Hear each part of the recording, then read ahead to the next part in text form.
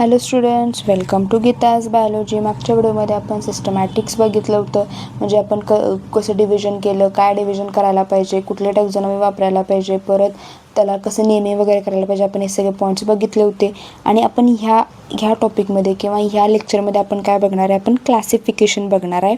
कसं क्लासिफिकेशन केलं होतं, म्हणजे कसं विभागलं गेलं होतं आपल्या सगळ्या लिव्हिंग वर्ल्डला. आपल्या जे काही जीवित आपण म्हणू शकतो की जितकं काही जिवंत ह्यात पूर्ण पृथ्वीवर आहे त्यांना आपण कसं डिफरन्शिएट केलं आहे, कसं वेगळं केलं आहे, कसं विभागन केलं आहे, आपण काय करणार आहे ह्या व्हिडिओमध्ये बघणार आहे. सगळ्यात आधी यांचं कोणी डिव्हिजन केलं होतं, क्लासिफिकेशन केलं होतं, कार्ल लिनियसनी. त्यांनी काय केलं होतं, 2 किंगडममध्ये क्लासिफाय केलं होतं. कशावर डिपेंडिंग, त्यांच्या मोड ऑफ न्यूट्रिशन आणि ते मायग्रेट करू शकतात की नाही. म्हणजे जर समजा ते काय करतील, स्वतःचं जेवण स्वतः तयार करत असतील तर घातलं कशात, प्लांटमध्ये. दुसऱ्यांवर अवलंबून कशात घातलं, ॲनिमलमध्ये. कारण आपण सुद्धा काय दुसऱ्यांवर अवलंबून आहे. मी म्हणत नाही की आपण आपल्या आईवर अवलंबून आहे, ते तर आहोतच, पण आपण जे जेवण आहे, आता जे व्हेजिटेरियन आहेत, शाकाहारी आहेत, ते काय करतात, भाजीपाला त्याच्यावर वगैरे जगतात, ते दुसऱ्यांवर जगतात ना. जेव्हा स्वतःच्या जेवणासाठी आपण स्वतःचं जेवण स्वतः तयार करू शकत नाही. किंवा आपण समजा तुम्ही जर नॉन व्हेजिटेरियन असलं तर आपण काय करतो, मांसाहारी जर असं दुसऱ्यांच्या मांसावर आपण जगतो हे करायला, आपलं पोट भरून घ्यायला. म्हणून त्यांनी काय केलं, जे दुसऱ्यांवर जगतात त्यांना घातलं ॲनिमलमध्ये. परत आपण चालू फिरू शकतो, एका ठिकाणी बसून राहू शकत नाही. म्हणून जे काय मायग्रेटरी आहेत, म्हणजे ते काय करू शकतात, एका ठिकाणी दुसऱ्या ठिकाणी जाऊ शकतात, त्यांना कशात घातलं, ॲनिमेलियामध्ये घातलं. आणि प्लांटमध्ये कुणाला घातलं बाळांनो, त्यांनी जे काय आहे दुसऱ्यांवर स्वतःचं जेवण स्वतः तयार करतात आणि जे काय सिडेंटरी म्हणजे एका ठिकाणी काय आहेत, नीट थांबलेले आहेत. पण ह्याच्यामुळं प्रॉब्लेम काय झाला की बॅक्टेरिया म्हणा, फंजाय म्हणा, युग्लिना म्हणा, ह्यांना प्रॉब्लेम यायला लागला. म्हणजे पूर्णपणे आपण डिफरन्शिएट करू शकत नाही, कारण असे भरपूर प्लांट्स आहेत. तुम्ही व्हेनस फ्लायट्रॅप ऐकला असणार आहे. हे सगळे काय आहेत, प्लांट असून, म्हणजे हे झाडं असून सुद्धा म्हणजे स्वतःची स्वतः तयार करू शकत नाही, दुसऱ्यांवर अवलंबून आहेत. त्यांना तुम्ही कशात घालणार, प्रॉब्लेम येतो. आणि आपले खूपसे असे ॲनिमल्स आहेत जे पाण्यात राहणारे, तुम्ही आता ॲनिमल किंगडममध्ये ते बघालच. ते कसे आहेत, एका ठिकाणी स्वस्त उभे असतात, ते त्यांना चालता येत नाही, हिंडता फिरता येत नाही. मग त्यांना कशात घालणार, हाही प्रॉब्लेम आला. म्हणून काय केलं त्यांनी, मग आले आपले मेन सायंटिस्ट R.H. विटेकर. जसं तुम्ही आता फिजिक्ससाठी न्यूटनला लक्षात ठेवलं, तसंच बायोलॉजीसाठी तुम्ही R.H. विटेकरला लक्षात ठेवायचं आहे. यांनी काय केलं, 5 किंगडम क्लासिफिकेशन केलं. म्हणजे यांनी 5 किंगडम क्लासिफिकेशन केलं. त्यातलं पहिलं होतं किंगडम मोनेरा, किंगडम प्रोटिस्टा, मग प्लांटे, फंजाय आणि ॲनिमेलिया. आता कुणाला कशा घातले मी तुम्हाला आता सांगणारच आहे, फक्त एवढं लक्षात ठेवा की एक होता मोनेरा, दुसरा प्रोटिस्टा, प्लांटे, फंजाय आणि ॲनिमेलिया. ठीक आहे, त्यातला पहिला होता आपला मोनेरा. किंगडम मोनेरा ह्याच्यात कोण घातलं, युनिसेल्युलर ऑर्गॅनिझम्स, म्हणजे फक्त जे एकाच सेलपासून बनलेले आहेत, भरपूर सेल नाही, फक्त एकच सेल, त्यांना कशात घातलं, किंगडम मोनेरा. आणि ते काय आहेत, प्रोकॅरियोटिक आहेत. म्हणजे त्यांच्याकडे न्यूक्लियस प्रेझेंट नाही, न्यूक्लिओइड प्रेझेंट आहे, म्हणजे सायटोप्लाझममध्येच त्यांचा न्यूक्लियस प्रेझेंट आहे. मी तुम्हाला परत सांगते, जे युनिसेल्युलर आहेत त्यांचे प्रोकॅरियोटिक आहेत, त्यांना कुठं घातलं, त्यांनी किंगडम मोनेरामध्ये घातलं. आता हे काय आहेत, ओमनी प्रेझेंट, म्हणजे सगळीकडे प्रेझेंट आहेत. तुम्हाला असं ह्या पूर्ण पृथ्वी तलावर असं कुठेच जागा मिळणार जिथे तुम्हाला बॅक्टेरिया सापडत नाहीत. तुम्हाला ते म्हणू शकता की आपण बर्फात अंटार्क्टिकामध्ये सुद्धा सापडतात, सहारा डेझर्टमध्ये सुद्धा सापडतात. बरं, तुम्हाला अमेझॉनच्या खोऱ्यात पण सापडतील किंवा तुम्हाला समुद्राच्या खोलात सुद्धा सापडणार. असा इथे मोनेरा किंवा प्रोकॅरियोटिक सगळीकडे प्रेझेंट आहेत. कुठं सांगितलं तसंच, habitat which are not generally inhabited by other living beings. जसं आता अमेझॉनच्या खोऱ्यात तुम्हाला माणसं सापडत नाहीत, तिथं अजूनही अशा खूपसा एरिया आहे जो माणसांसाठी काय आहे, इनिबिटेड आहे, प्रोहिबिटेड आहे. त्याच्यानंतर आपण असं म्हणू शकतो की सहारा डेझर्ट म्हणा किंवा असं वाळवंट म्हणा, जिथं अजूनही माणसं राहू शकत नाहीत तेवढ्या टेम्परेचरला. वॉल्कॅनो इरप्शन म्हणा, तिथं माणसं राहू शकत नाही, ते तुम्हाला कोण सापडणार, तिथं तुम्हाला बॅक्टेरिया सापडणार. ठीक आहे. आता हे कशा असतात, फोटो ऑटोट्रॉप्स असतात किंवा किमोटोट्रॉप्स असतात, पण मेजॉरली कशाचं, हेट्रोट्रॉप. आता हे तुम्हाला नावं वेगवेगळे आहेत, फोटो ऑटोट्रॉप, किमोटोट्रॉप आणि हेट्रोट्रॉप. आता काय आहे, त्यांचा काय संबंध आहे आपण आता बघूयाच. ठीक आहे. आता ऑटोट्रॉप तुम्हाला माहिती असेलच. ऑटोट्रॉप म्हणजे काय, जे स्वतःचं जेवण स्वतःच तयार करतात. इथपर्यंत कळालं, इथपर्यंत काय डाऊट आहे. ऑटोट्रॉपमध्ये आपण कुणाला घालतोय, जे स्वतःचं जेवण स्वतःच तयार करतात.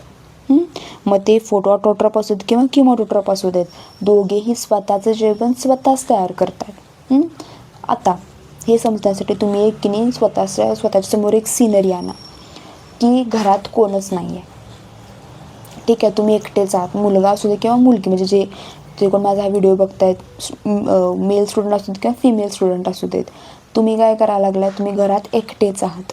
ठीक आहे, आणि तुम्हाला स्वतःचं जेवण आज स्वतःच तयार करायचं आहे. आईला गडबड आहे त्यामुळे आई निघून गेली, बाबांना गडबड होती बाबा निघून गेले, घरात आजी आजोबा काका काकी मामा मावशी कोणीही नाही आहे, तुम्ही एकटेच आहात आणि स्वतःचं जेवण स्वतःच तयार करायचं आहे. तुम्ही काय करणार, एक 2 ऑप्शन आहेत. तुम्ही पूर्ण सागर संगीत जेवण तयार करू शकताय, म्हणजे तुम्हाला समजा पिठलं येतं आहे, चपाती पिठलं केलं आहेत किंवा भात पिठलं केलं आहेत, कुकर लावला आहे भाताचा आणि भात आमटी केली आहेत, हे एक तुम्ही करू शकता. किंवा बाहेरून तुम्ही काय करायला लागलाय, मॅगी मागवा लागले. मी म्हणायला लागले मॅगीचा पुडा पूर्ण याच्यावरनं आपण झोमॅटो किंवा स्विगीवरनं पूर्ण तयार मॅगी मागवत नाही आहे. आपण काय करायला लागलो आहे, खाली किराणा मालाच्या दुकानात, तुमच्या आजूबाजूला कुठं किराणा मालाचं दुकान असेल तिथं तुम्ही गेला आहेत, तुम्ही काय केलं आहे, तुमचं जे काही मॅगीचं पाकिट होतं 15 रुपयाचं, 20 रुपयाचं, 30 रुपयाचं, 60 रुपयाचं, तुम्ही ते काय केलं आहे, घेऊन आला आहेत आणि ते शिजवून खाल्लं आहेत. दोन्हीकडे तुम्ही स्वतःच जेवण स्वतःच तयार करताय, हो की नाही, का कोणतरी येऊन करताय, नाही. इथंसुद्धा तुम्ही स्वतःचं जेवण स्वतःच तयार करतायत. सागर संगीत जेवण तयार करायला लागलाय, भात लावायला लागलाय, आमटी करायला लागलाय किंवा भात पिठलं करायला लागलाय, स्वतःचं जेवण स्वतःच तयार करायला आहे. इथंसुद्धा मॅगी खालून फक्त घेऊन आलायत, पण ते शिजवायचं, तुम्ही जर त्यात पण तुम्हाला जर सागर संगीत पाहिजे असेल, कांदा टमॅटो वगैरे घालून ते चिरून घालायला लागलाय, त्यात मॅगीचा मसाला फोडून घालायला लागलाय, पाणी घालायला लागलाय, ते शिजूपर्यंत थांबायला आणि स्वतःच तयार करून खायला लागलाय. फरक काय आहे, इथं बाहेरचं काय नव्हतं, सगळं सागर संगीत होतं, घरातलं सात्विक जेवण होतं. इथं काय होतं, केमिकल्सनी भरलेलं. आता ते मॅगीमध्ये केमिकल असणार आहेत, ओके नाही, ते मॅगीला तसंच महिने राहण्यासाठी काहीतरी केमिकल घातलं असणार आहे त्यांनी, का तसंच राहणार आहे ते विदाऊट केमिकल असणार ना. तेच हे फोटो ऑटोट्रॉप म्हणजे काय, ते कशापासून जेवण तयार करतात, CO2, H2 आणि सनलाईट. म्हणून येतं नाव फोटो. इथे तुम्हाला आता कळेल फोटो म्हणजे काय करायला लागलं, जो सूर्यप्रकाश आहे किंवा जे CO2 आहे, जे वॉटर आहे, त्याच्यापासून ते काय करायला लागले, जेवण तयार करायला लागलेत.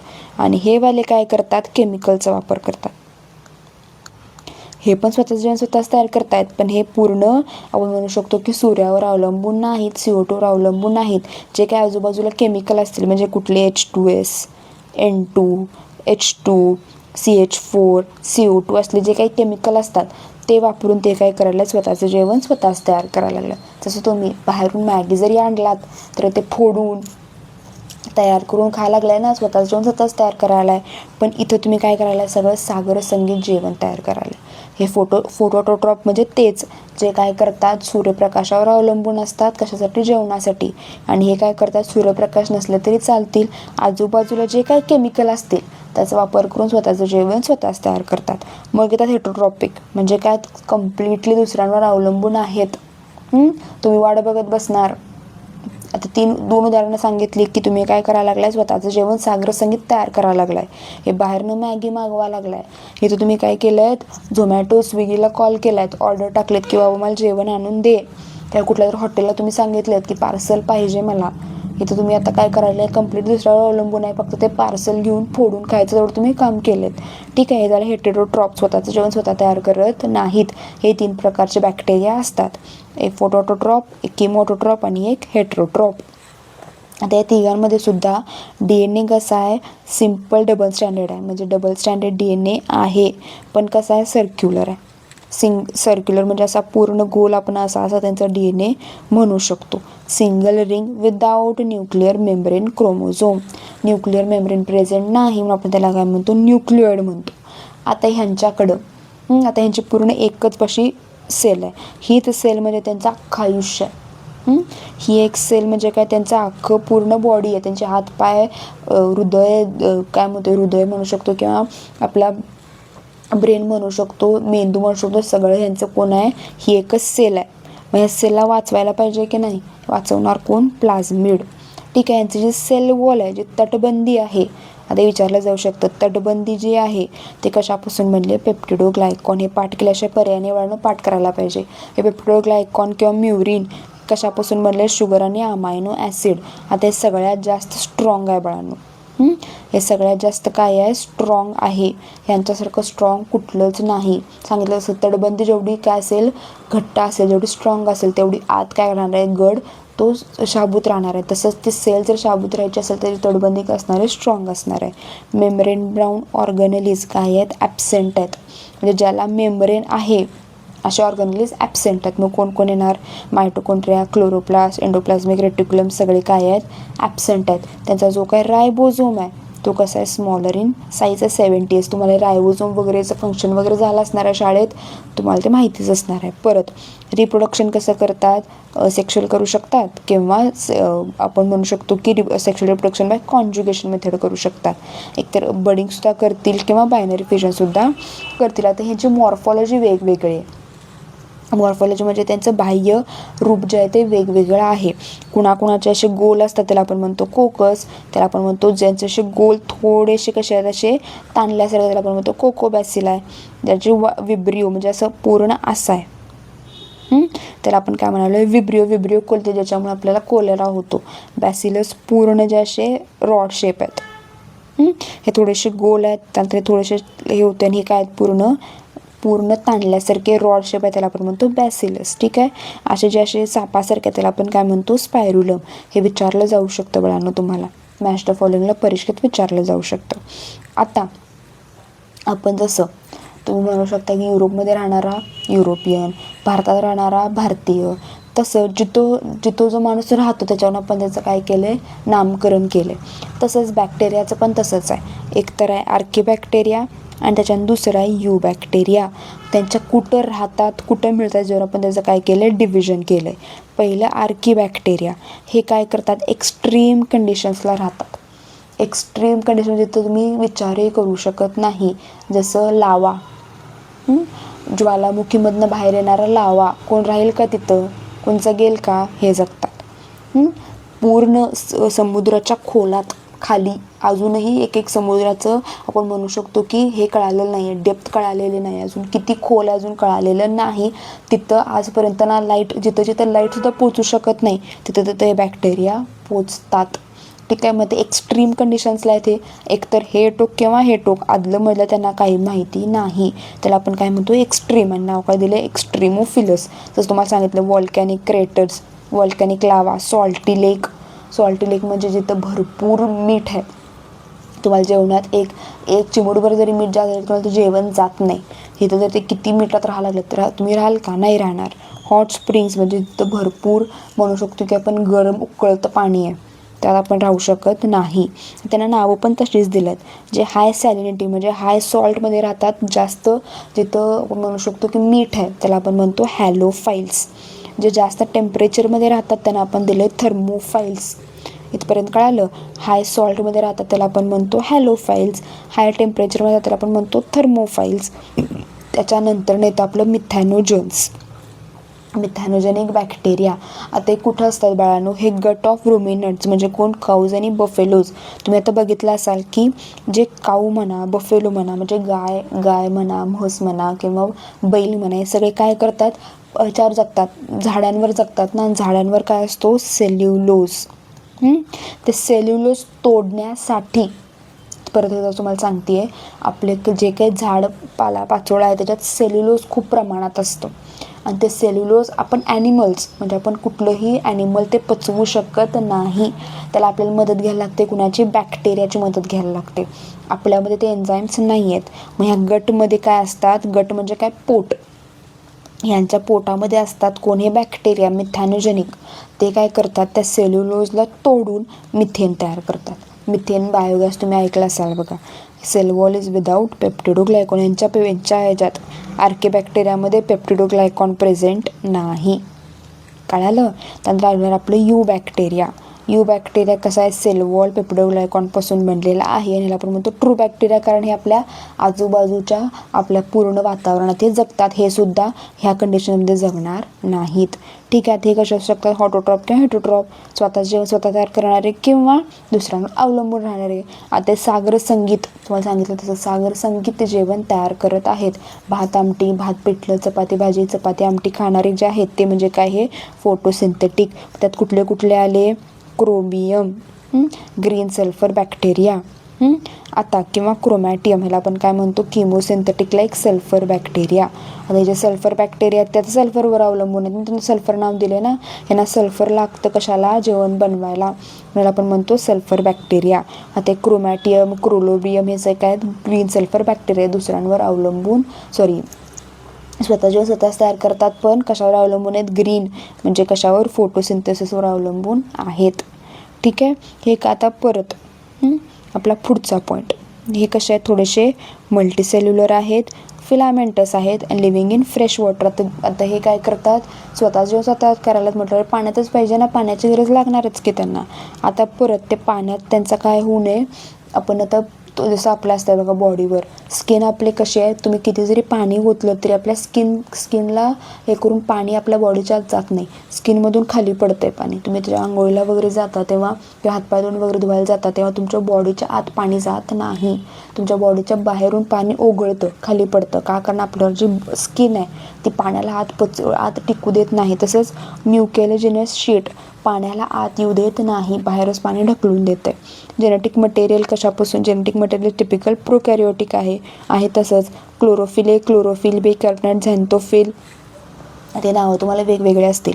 क्लोरोफिल ए, क्लोरोफिल बी हे काय करतात, फोटोसिंथेसिस करतात. क्लोरोफिलचा प्रकार आहे कॅरोटीन्स. आता तुम्ही कॅरोटीन ऐकलं असेल, आपल्या ह्याच्यात असतं, काय म्हणू शकतो पण ते आपल्या गाजरात असतं, टमॅटोमध्ये असतं, त्यामुळे त्यांना असा लाल किंवा असं थोडासा केशरी कलर असतो. का तुम्ही बघितलं आहे बघा की जेव्हा झाडाचं पान उघळून पडत असतं तेव्हा त्याचा एकतर रंग केशरी होतो किंवा पिवळा होतो. ऐकलं असणारच तुम्ही की झाडाचा जो पान आहे ते आधी कसं हिरवंगार असतं, पण ते पडताना उघळून पडताना ते तर केशरी होतं किंवा पिवळं होतं. ते केशरी किंवा पिवळं कशामुळे होतं, कॅरोटीनाइड्स किंवा झॅन्थोफिलमुळं.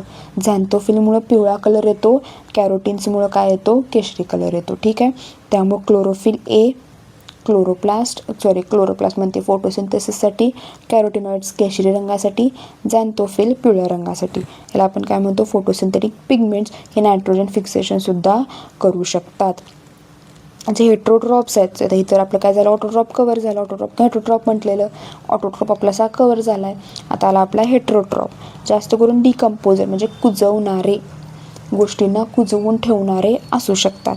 ठीक आहे. ॲनारोब्स म्हणजे ज्यांना ऑक्सिजन लागत नाही, ऑक्सिजन शिवायचे जगू शकतात, त्यांना आपण म्हणणार ॲनारोब्स. कशात हेल्प करतात, कडलिंग ऑफ मिल्क, दुधाचं दह्यामध्ये जे कन्व्हर्जन होतं ते कुणामुळे होतं, लॅक्टोबॅसिला बॅक्टेरिया आहे, जे नायट्रोजन फिक्सेशन करून देतं, ॲझोटोबॅक्टर बॅक्टेरिया आहे. अँटीबॉडीज आपल्यासाठी अँटीबायोटिक, तुम्ही जे अँटीबायोटिक वगैरे जे गोळ्या खाता ना ते कोण तयार करून देतं, बॅक्टेरिया तयार करून देतं. डिग्रेडिंग ऑइल कोण तयार करून देतं, बॅक्टेरिया तयार करून देऊन. ह्या सगळ्या गोष्टी आपल्याला काय करतात, हेल्प करतात.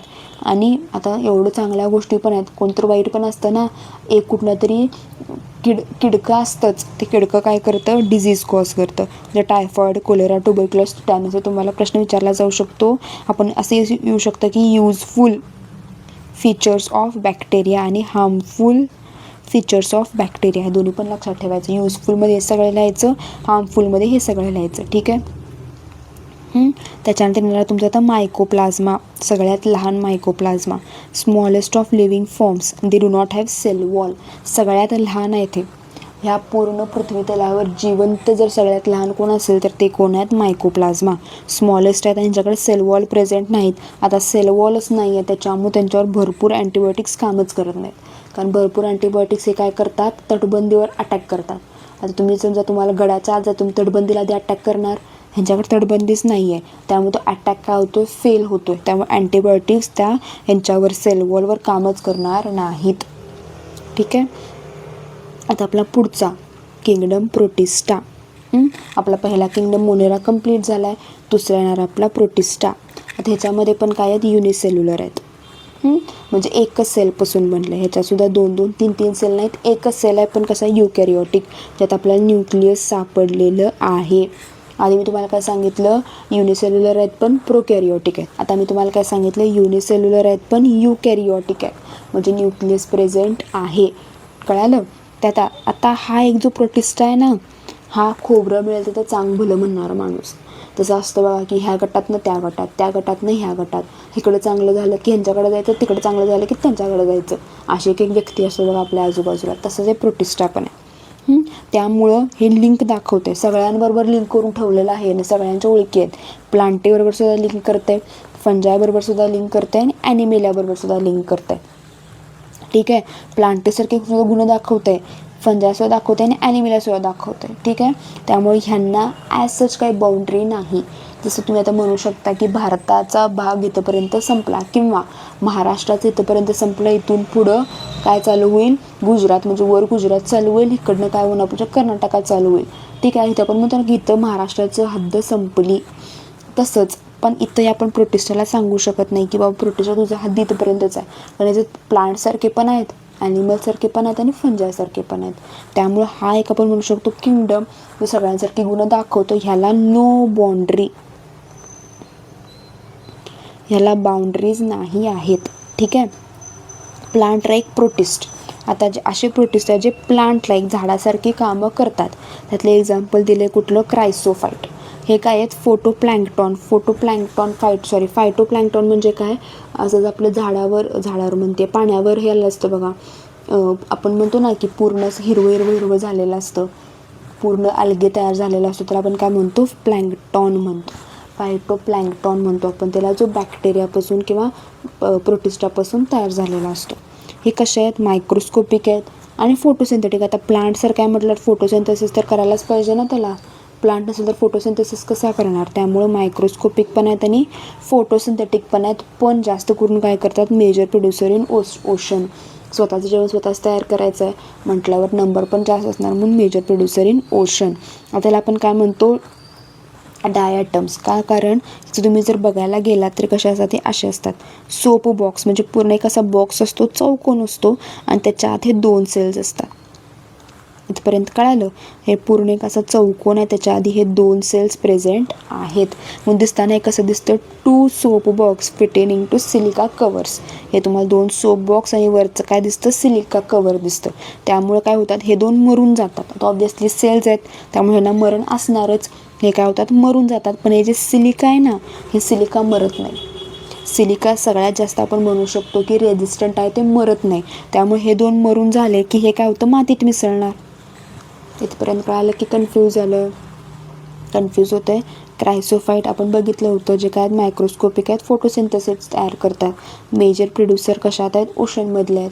आणि याला आपण काय नाव दिलं, डायटम्स. का, कारण 2 काय आहेत, सोप बॉक्स आहेत, कशात, पूर्ण एका सिलिका बॉक्समध्ये. ठीक आहे, आता हे 2 मरून जाणार, मरून जरी गेले तरी वरचं सिलिका कवर काय राहणार, तसंच राहणार. ठीक आहे, आणि ह्याला आपण काय म्हणतो, जे शेल्स मागं राहिलेत ना, त्याला आपण काय म्हणतो, डायटोमिशियस अर्थ. डायटोमिशियस अर्थ, अर्थमध्ये मिक्स झाल्यावर आपण त्याला काय नाव दिलं आहे, डायटोमिशियस अर्थ. ते कसे आहेत, ग्रॅन्युलर आहेत आणि हेल्प कशात करतात, पॉलिशिंग आणि फिल्ट्रेशनमध्ये. इथपर्यंत कळालं. इथपर्यंत काय डाऊट आहे, त्याच्या पुढचा आहे आपला डायनोफ्लॅजिलेट्स. हा पण कसा आहे, प्लांट लाईक आहे. पण आता डायनो म्हणजे 2, फ्लॅजिलेटेड म्हणजे फ्लॅजिला. ज्याच्यात तुम्हाला कळेल की याच्याकडे काय आहेत, 2 फ्लॅजिला प्रेझेंट आहेत. आता हे कसे आहेत, ॲक्वॅटिक आहेत. हे कसे आहेत, फोटोसिंथेटिक. प्लांटसारखं मी फोटोसिंथेटिक दाखवणारच. Cellulosic stiff plates, cellulose plate तुम्हाला सांगितलं होतं बघा मी की पालापाचोळा सेल्युलोज असतो, त्यामुळे यांच्याकडे सेल्युलोज प्लेट आहेत आणि यांच्याकडे 2 फ्लॅजेला आहेत. ह्या 3 गोष्टी लिहायच्या. ॲक्वॅटिक आहेत, फोटोसिंथेटिक आहेत, सेल्युलोज प्लेट आहे आणि पेअर ऑफ फ्लॅजेला आहेत. ठीक आहे, तर ह्यांच्याकडे पिगमेंट्स पण आहेत. तुम्हाला सांगितलं होतं तसं, पिवळा असेल तर झॅन्थोफिल, ग्रीन असेल तर क्लोरोफिल, ब्राऊन किंवा रेड असेल तर आपण काय म्हणू शकतो आहे, कॅरोटीन. ह्यातल्या सगळ्यात मोठं उदाहरण म्हणजे काय, गोनोलेक्स. तुम्ही आता जे न्यूज वगैरे बघता, तुम्ही बघितलं असेल की रेड सी, ते इराण आणि आपण कुठलं युद्ध, ते इस्रायल किंवा इस्रायल गाझा पट्टी, तिकडं जे आपल्याला ते समुद्र दिसतं ते म्हणजे कुठलं, गोनोलेक्स मिळतं. आणि ते कसं आहे, त्याला रेड सी म्हणतात बघा. रेड सी नाव ऐकलं तर रेड सी कुणामुळे बाळांनो, या गोनोलिक्समुळे आहे. त्याचा कलर कसा आहे, रेड आहे. त्याच्यामुळे डायनोफ्लॅजिलेटा आहे responsible for famous red tide कुणामध्ये, रेड सीमध्ये. ठीक आहे, हे दिसते बघा, हे तुम्हाला गोनोलिक्स असा दिसतो ह्या.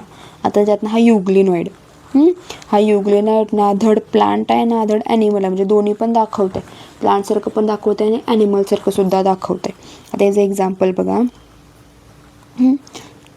दे लॅक सेल वॉल, म्हणजे ज्याच्याकडे सेल वॉल प्रेझेंट नाही. ॲनिमलसारखं सुद्धा दाखवते ना, ॲनिमलमध्ये आपल्याकडे सेल वॉल प्रेझेंट आहे, त्यामुळे सेल वॉल प्रेझेंट नाही पण प्रोटेनेशियस पेलिकल प्रेझेंट आहे. म्हणजे वरचं एक असं, हे एक सेल असेल तर वर एक असं गुळगुळीत फक्त वरचं एक कवर आहे. सेल वॉल प्रेझेंट नाही, तटबंदी नाही, फक्त एक पडदा लावला आहे. तुम्ही असं म्हणू शकता की तुमच्या घराच्या आजूबाजूला तुम्ही भिंती बांधलेल्या आहेत, फक्त एक पडदा लावला आहे. ठीक आहे, त्यांनी तेच केलं आहे. जर पूर्ण भिंती असेल तर सेल वॉल, फक्त प्रोटेनेशियस पेलिकल यांच्याकडे सुद्धा 2 फ्लॅजिला आहेत, एक शॉर्ट आहे एक लॉंग आहे. म्हणजे आपण असं म्हणू शकतो की एक शॉर्ट आहे एक लॉंग आहे. ठीक आहे, हेट्रोट्रॉप्स आहेत, युग्लिनॉइड आहेत, हेट्रोट्रॉपसारखं काम करणार जेव्हा लाईट नसते तेव्हा. ठीक आहे, यांचं कसं आहे माहिती आहे काय, जर लाईट असेल कुणासारखं काम करणार, प्लांटसारखं. लाईट नाही आहे, म्हणजे सनलाईट नाही आहे, कुणासारखं काम करणार, ॲनिमलसारखं. म्हणजे समजा जर लाईट असली तर प्लांटसारखं काम करणार, लाईट नसली तर ॲनिमलसारखं काम करणार. Heterotrophs in absence of light possess pigment similar to higher plants for photosynthesis, म्हणजे लाईट सापडली तर फोटोसिंथेसिस करणार, लाईट नसेल तर हेट्रोट्रॉप म्हणून दुसऱ्यांवर अवलंबून राहणार. त्याच्यानंतर येणार आपलं लास्ट म्हणजे कुठलं, ॲनिमल लाईक प्रोटिस्टा. आपण लास्ट आता ॲनिमल आणि फंजल लाईक प्रोटिस्टा बघून थांबूयात. ठीक आहे, आता ॲनिमल लाईक प्रोटिस्टा म्हणजे आपण काय म्हणू शकणार, जे पूर्ण कशासारखे आहेत, ॲनिमलसारखे. म्हणजे त्यांच्या आपण म्हणू शकतो की हे आपले पूर्वज आहेत, ह्यांच्यापासून आपण ॲनिमल्स तयार झालेलो आहोत. ह्यांच्याकडे आता सेल वॉल नसणार आहे, आपल्याकडे सेल वॉल आहे, तर ह्यांच्याकडे सेल वॉल नाही आणि हेट्रोट्रॉप आहेत, तसं आपण दुसऱ्यांवर अवलंबून आहे. पण यांना काय दिले, प्रिमिटिव्ह ॲनिमल फॉर्म्स, म्हणजे आपले पूर्वज आहेत हे आधीचे. ठीक आहे, ॲमिबॉइड प्रोटोझोआन. आता यांचं कसं आहे, लोकोमोटरी ऑर्गन, ह्यांनी इकडून तिकडे जाण्यासाठी काय वापरतात त्याच्यावर त्यांची नावं दिली आहेत. ॲमिबॉइड प्रोटोझोआन, जसं अमिबा असते, हे तुमचं अमिबा आहे, हे त्यांचे काय आहेत, सुडोपोडिया, म्हणजे त्याचे पाय आहेत, हे त्याच्यासारखं काय करतं, हिंडू फिरू शकतं, म्हणजे आपण काय दिलं, amoeboid protozoan. Amoeba is a free living form of endoparasite. Flagellated protozoan काय आहे, फ्लॅजिला प्रेझेंट आहे, त्याला काय नाव दिलं, फ्लॅजिलेटेड प्रोटोझोआन. पॅरामोशियम सिलिया प्रेझेंट आहे, असे छोटे छोटे. आता तुम्हाला सिलिया आणि फ्लॅजेला इकडे बघा, असे असे खूप आहेत, तर असे लहान लहान आहेत, आपण त्याला काय नाव दिलं, सिलिया नाव दिलं. भरपूर आहेत, मोठे असतील तर काय म्हणणार, फ्लॅजेला, लहान असतील तर काय म्हणणार, सिलिया. दोघे पण लोकोमोशनसाठी वापरले जातात. ठीक आहे, पॅरामोशियम एक्झाम्पल आहे सिलिएटेड प्रोटोझोआन. आणि एक काय करतात, स्पोर्स तयार करतात. स्पोर्ट्स म्हणजे काय, तुम्हाला समजा मी काय म्हटलं की तुम्ही जिथे राहताय, देव ना करो, तुम्ही जिथे राहताय तिथं काय झालं, भूकंप आला किंवा काहीतरी असं एक आपण म्हणू शकतो की अशी परिस्थिती आली, तुम्हाला तिथं पळून जावं लागणार आहे. जसं आपण काहीतरी हानी होती आहे नैसर्गिक आणि तुम्हाला तिथं पळून जावं लागतं, देव ना करू असं व्हायला लागलं. माझं उदाहरण देते. ठीक आहे, मी ज्या रूममध्ये बसले, समजा काहीतरी व्हायला लागलं, मला तिथं पळून जावं लागणार आहे. आता मी काय करणार, हे माझं सगळं सामान जे मी रेकॉर्डिंगसाठी वापरलं सगळं मी घेणार का माझा जीव घेऊन आधी पळत सुटणार खाली. ऑब्व्हियसली हे सगळं मी इथंच टाकणार, कितीही सुद्धा मागायचं का असेना, इथंच टाकणार आणि काय करणार, इकडून माझ्या फॅमिलीला घेऊन मी इथनं पळून जाणार का, कारण जीव महत्त्वाचा आहे. तसंच स्पोर्ट्स तयार होतात. स्पोर्ट्स कधी तयार होतात, जर ह्यांच्यावर खूप वाईट वेळ आली असेल तर हे काय करतात, सगळं त्यांचं सोडून देतात बाकीचं आणि फक्त त्यांचं DNA काय करतात, स्पोर्ट्स म्हणून सांभाळून ठेवतात. आणि हे स्पोर्ट्स जर तयार होत असेल, आणि स्पोर्ट्स कशाचं माहिती आहे काय बाळांनो, हे 100 डिग्री सेल्सिअसला सुद्धा यांना काय होत नाही, तरीसुद्धा राहतं. जर तुम्ही पाणी जरी उकळलं आणि त्या पाण्यात जर हे स्पोर्ट्स असतील तरी सुद्धा ते जिवंतच राहणार, त्यांना काय होत नाही. ठीक आहे, मग असे जे तयार करतात त्यांना आपण काय म्हणणार, प्लाझ्मोडियम किंवा स्पोरोझोन प्रोटोझोआ. इथपर्यंत कळालं. लास्ट आपला येणार फंजा लाईक प्रोटिस्टा, जे फंजासारखं बुरशीसारखं काम करतात, त्याला आपण म्हणणार मायकोमायसिट. हे काय आहेत, स्पोरोफायटिक ऑर्गॅनिझम्स आहेत आणि त्यांचं एक असं भरपूर असे सेल्स एकत्र येऊन काय करतात, एक ॲग्रिगेट तयार करतात, त्याला आपण काय नाव दिलं आहे, प्लाझ्मोडियम. आणि प्लाझ्मोडियम पर काय करू शकतात, टफ कंडिशनमध्ये वगैरे सर्वाईव्ह करू शकतात. ठीक आहे, आज आपण इथंच थांबूयात बाळांनो. किंगडम प्लांट, किंगडम ॲनिमल आपण पुढच्या लेक्चरला बघूया. तर जाता जाता मला तुम्हाला एकच गोष्ट सांगायची, ते म्हणजे माझ्या क्लासेसबद्दल, ज्याचं ॲडमिशन सुरू झालेलं आहे. भरपूर मुलं आहेत, तुम्ही पण येऊ शकता. पण हे कुणासाठी आहे? फक्त कोल्हापूरकरांसाठीच आहे. म्हणजे जी मुलं मला कोल्हापूरमधून बघतायत, जर तुम्ही काय करत असाल, नीटची तयारी करत असाल, काय तुम्ही बोर्डची वगैरे म्हणजे फक्त CET किंवा बोर्डची वगैरे तयारी करणार असाल किंवा नीटची तयारी करत असाल, तर तुम्ही काय करू शकता, या क्लासेसला जॉईन करू शकता. इथं खाली हे नंबर आहे, त्याच्यावर तुम्ही मला एकतर व्हॉट्सॲप करू शकता किंवा कॉल करू शकता. तुम्हाला पूर्ण क्लासबद्दल माहिती मी सांगेनच. जर तुम्हाला पर्सनल अटेन्शन हवं असेल, तुम्ही मला या क्लाससाठी जॉईन करू शकता. फक्त कोल्हापूरकरांसाठी बाळांनो हे. ठीक आहे, जर आणि तुम्हाला काय डाऊट असेल तुम्ही मला कमेंट सेक्शनमध्ये विचारू शकता. तुम्ही 11वी-12वी महाराष्ट्र बोर्ड, नीट बायोलॉजी किंवा नीट रिपीटर जे असतील तुमच्या आजूबाजूला, जे रिपीट करणार आहेत किंवा ज्यांचं फक्त उद्देश MSc CET बायोलॉजी असेल, त्यांना तुम्ही हे सांगू शकता. ठीक आहे, थँक्यू.